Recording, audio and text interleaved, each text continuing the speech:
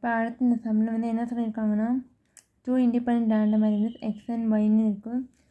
அதுக்கு வந்து கொடுத்துருக்காங்க. அதாவது எக்ஸுக்கு வந்து மீன் வந்து 1, ஸ்டாண்டர்ட் டிவிஷன் 3, ஒய்க்கு வந்து மீன் வந்து 2, ஸ்டாண்டர்ட் டிவிஷன் வந்து 4 கொடுத்துருக்காங்க. இப்போ அதுபடி பார்க்குறப்ப வந்து நார்மல் டிஸ்ட்ரிபியூஷன் நார்மலாக எப்படி எழுதுவோன்னா மியூ கமா சிக்மா ஸ்கொயர்னு போடுவோம். மியூனா நமக்கு என்னது மீன். எக்ஸுக்கு வந்து நார்மல் டிஸ்ட்ரிபியூஷனில் மீன் வந்து என்ன சொல்லியிருக்காங்கன்னா 1ன்னு சொல்லியிருக்காங்க. சிக்மா வந்துட்டு ஸ்டாண்டர்ட் டிவிஷன் சிக்மா வந்து 3ன்னு இருக்குது. நமக்கு வந்துட்டு சிக்மா ஸ்கொயர்னால 3 3 9 3 ஸ்கொயர் 9ன்னு போட்டிருக்கேன். அதுக்கப்புறம் ஒய்க்கு பார்க்குறப்ப மியூ வந்து என்னது நமக்கு மீன் வந்து என்ன கொடுத்துருக்காங்க 2ன்னு கொடுத்துருக்காங்க. அதே மாதிரி சிக்மா வந்து அவங்க ஸ்டாண்டர்ட் டிவிஷன் சிக்மா வந்து 4ன்னு இருக்குது. 4 சிக்மா ஸ்கொயர்னால 4 ஸ்கொயர்னால் எனக்கு 16. இப்போ அடுத்துட்டு வந்துட்டு இங்கே என்ன சொல்லியிருக்காங்கன்னா Z = x - yன்னு இருக்குது. x - y இது இருந்துச்சுன்னா ப்ராபபிலிட்டி ஆஃப் Z வந்து எனக்கு கண்டுபிடிக்க சொல்லியிருக்காங்க. ப்ராபபிலிட்டி ஆஃப் Z கண்டுபிடிக்கணும். Z = x - y x - yன்னு பார்க்குறப்ப என்னன்னு போட்டுட்டு இந்த ரெண்டு மீனையும் நான் மல்டிபிள் பண்ணுறேன். மைனஸ் பண்ணுறேன். 1 - 2ன்னு போட்டுக்கிறேன். இந்த ரெண்டையும் ப்ளஸ் பண்ணுறாங்க. எதுக்கு இப்படி போட்டுருக்காங்கன்னு எனக்கு தெரில. இது ரெண்டையும் மைனஸ் பண்ணுறாங்க. 1 - 2ன்னு 9ஐயும் 16ஐயும் ப்ளஸ் பண்ணிக்கிறாங்க. 9 + 16ன்னு 1 - 2னா நமக்கு மைனஸ் பண்ணி 9 + 16 25. இப்போ இதில் பார்க்குறப்ப இது மியூ இது சிக்மா ஸ்கொயர்னு சொல்லியிருந்தேன்லண்ணா. அப்போ என்னது மியூ வந்து -1 சிக்மா ஸ்கொயர் 25னா சிக்மா எனக்கு என்னவாக இருக்கும் 5 இருக்கும்.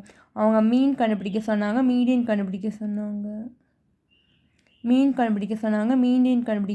இந்த கொஷினில் இருக்குல்ல மீன் கண்டுபிடிக்கணும், மீடியன் கண்டுபிடிக்கணும், ஸ்டாண்டர்ட் டிவிஷன் கண்டுபிடிக்கணும். ஸ்டாண்டர்ட் டிவிஷனாக சிக்மாவா இது என்னது எனக்கு 5, மீன்னா எனக்கு என்னது -1. நார்மல் டிஸ்ட்ரிபியூஷனில் மீடியனும் மீன் ரெண்டுமே ஈக்குவல் தான். அப்போ -1 தான். மீனும் -1 ஸ்டாண்டர்ட் டிவிஷன் எனக்கு 5. இப்போ நடுவில் என்ன கேட்டிருக்காங்கன்னா ப்ராபபிலிட்டி ஆஃப் Z வந்து எனக்கு கேட்டிருக்காங்க. ப்ராபபிலிட்டி ஆஃப் Zன்னு பார்க்குறப்ப P ஆஃப் Z இந்த ஃபார்முலா வந்து நான் போட்டுக்கிறேன். எனக்கு P of probability of Z வச்சு கேட்டிருக்காங்க, எக்ஸ் வச்சு இல்லை. அப்போ நான் என்ன பண்ணுவேன் ப்ராபபிலிட்டி ஆஃப் Zங்கிறப்ப 1 - 6 √2π நமக்கு தெரியும். √2π மைனஸ் எக்ஸ் மைனஸ் மியூ தான் ஹோல் ஸ்கொயர்னு வருமா. இங்கே நான் Z ப்ராபபிலிட்டி வந்து ஃபங்க்ஷன் Zல இருக்கிறனால நான் Z - மியூன்னு சொல்லி போட்டுக்கிறேன். Z - மியூ தான் ஹோல் ஸ்கொயர் பை 2 சிக்மா ஸ்கொயர்னு சொல்லிட்டு. அதுக்கப்புறம் சிக்மானா என்னது நமக்கு 5. அடுத்து என்னது Z மியூ வந்து -1